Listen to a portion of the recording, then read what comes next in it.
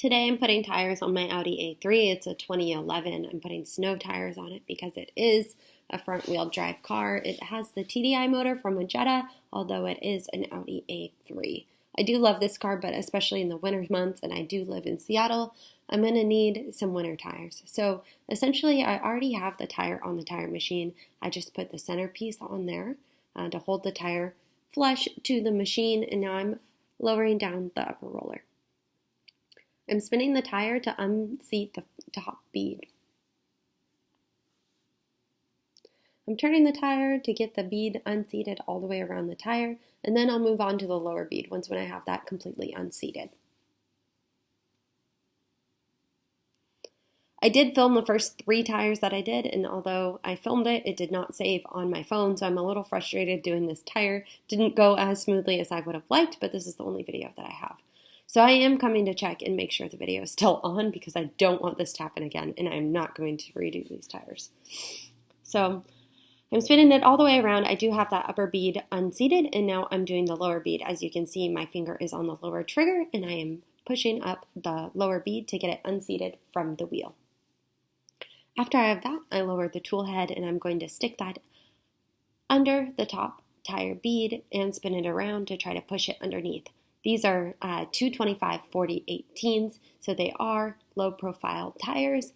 So it is really hard to get these unseated sometimes. The sidewall is really stiff, so I'm going to take the plunger and push down the upper bead that has reseated itself, unfortunately. So I'm going around making sure that unseats, because I will never get that tire over the top rim if it is still seated. I'll end up destroying the tire or getting stuck or break the machine. So now that I have that unstuck, you can see there's a little gap between the wheel and the tire. I'm pulling the tire off the top part of the rim. Now I'm going to pull it all the way up and then take the lower roller and put it underneath the lower bead. Looks like it fell off the tool head, so I'm going to stick it underneath again and pull it up. Making sure I have the lower roller, especially lined up with where the bead starts, because you have to push it up over the rim, and if you're behind that, it'll just bend, and you will never get that lower bead off the the wheel itself.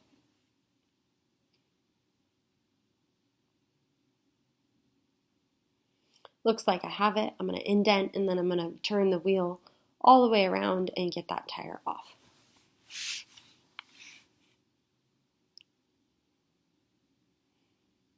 So I'm taking off my all-season tires. They're Pirelli P0s, and I'm putting on BLIZZAK WS90s.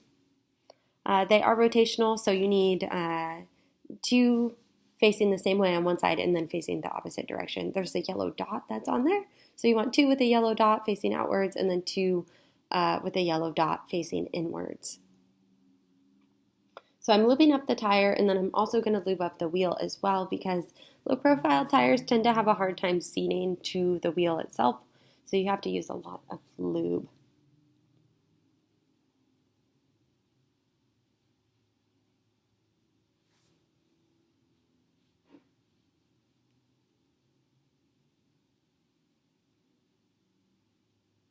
And I'm just turning the wheel while I'm holding the tire lube brush stationary, makes it easier. And now I'm going to stick the lower bead over half of the top part of the wheel, and I'm going to use the upper roller to push it down so I have to do less work. Looks like it went over just nicely, and then I'm going to stick the tool head in, align it so it starts to push the upper bead down over the top part of the rim. I'm using the plunger again to make sure we don't have the bead pop up while we're turning it around. And then also I have the lower roller pushing down as well. With these machines, if the bead pops up while you're turning the tire around, it will break the tool head. And I have done this, and I just try to avoid doing that. They are expensive. So we're just turning it around, making sure nothing pops up, making everything stay stationary. So I'm pulling up the upper tool head and the roller. Looks like everything's on, and then I'm just going to use air. I don't have a valve stem core in there, and I'm just airing it up. Sometimes you have to do 60 or 70 psi to make sure that seats. Then once it seats, I'm going to put the valve stem core back in, and then we're going to go balance. Sometimes it does take a while for that upper bead to pop.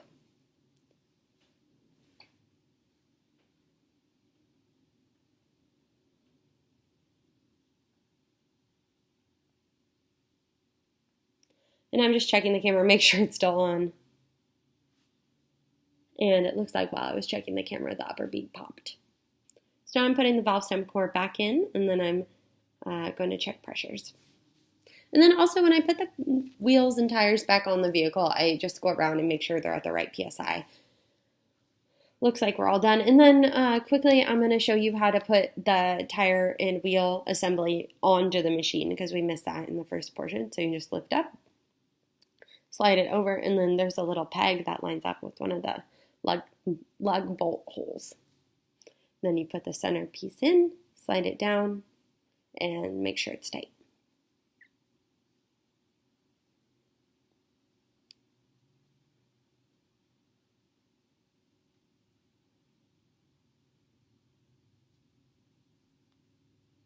This is a valve stem core remover.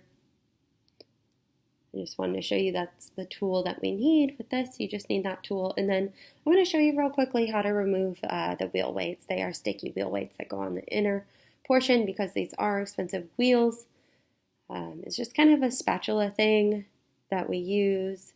I don't know the actual name of it. And then you just scrape off. The wheel weights that we use tend to come off pretty easily. However, ones from the factory can be a little bit more difficult. So now we're going to balance it. If I remember correctly, this wheel didn't need any wheel weights, but this is the hub spacer that holds onto the wheel while it's on the machine. You want to make sure that's a snug fit. And I'm going to slide the wheel on, and then you have the holding piece that holds the wheel. And then I spin it real quick to make sure it's centered. Sometimes they can get cocked a little sideways on there.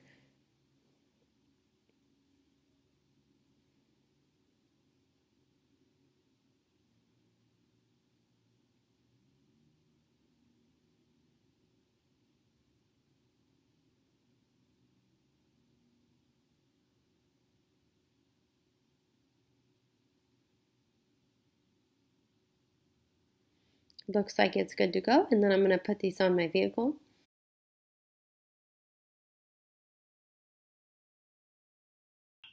So here we are back in the shop. I have the car already lifted because I took the wheels off the vehicle already.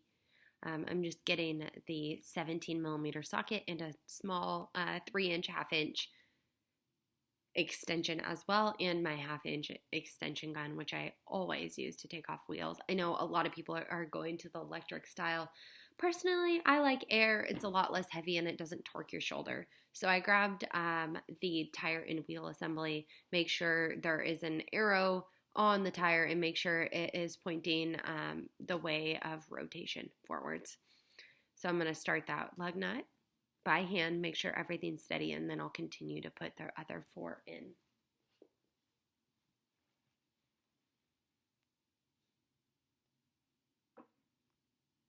And I just start them a few threads before I run them down with an impact gun. I know a lot of guys will just shoot them in with the gun, but I am just a pansy and I like to make sure everything's hand started before I start it. Because I feel like if anything happens, it's going to happen to me. I'll like end up working a Saturday and then cross-threading one of my lug nuts and having to tap it. So I have that wheel on, I tighten them all down. I'm going to go around and do the other 4. But I figured it might be a little boring to watch that, so we cut to filling the tires. So I'm going to fill up all 4 tires to 39 PSI. That's what I like to rock with. And I did drive this car after I put the winter tires on, and the handling is so different. It's like you move the wheel at a standstill, and it's like just loosey-goosey. But that is to be expected with those tread blocks. So I went all the way around, filled up all 4 tires, lowered the vehicle, just cut to that, it lowering on the ground, and then I'm going to go around and torque those wheels to 105 foot-pounds, 105 foot-pounds. So I'm going to go ahead and do that real quick.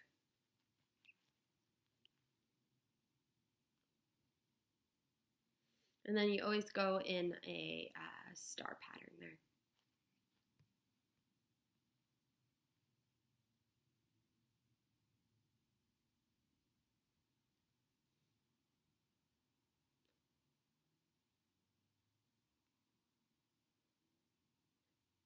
And I think the book says it's around 80, but I always do around 100. It's just a good round number that I usually keep my torque wrench at. And then there's the caps. They're little silver wheel lug caps that I got off of Amazon. I was missing a few, so they are not factory, although they look pretty good.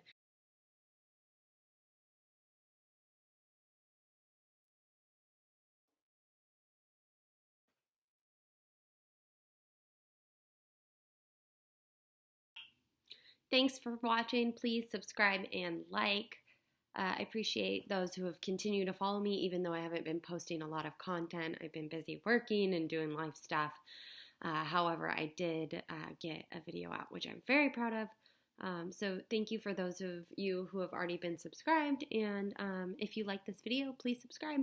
I'm hopefully going to have more content out soon. I know we're going to do an oil change on my TDI, and then we just got a 2016 Tiguan that we're going to do a few things to also, so stay tuned. Thanks.